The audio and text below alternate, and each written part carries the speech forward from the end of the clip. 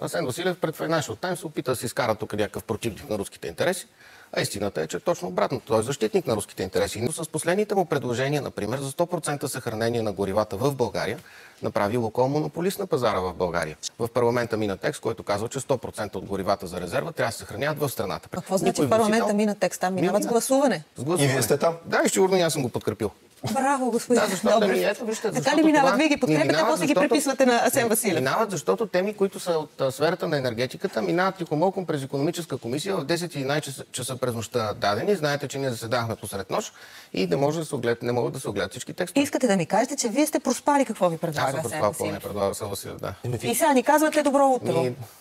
Господин Добрев, това не звучи. Ще си коригирам тази грешка. Никой не е безгрешен. Това не е минало през енергийна комисия. Още веднъж да кажа. Ако беше минало, аз нямаше да го проспа и нямаше да го пусна. Само в зала сте го подкрепили. Само там сте спали. Да, само там съм спал. Добре, господин Добрев. Добро утро, наистина. Кажете ни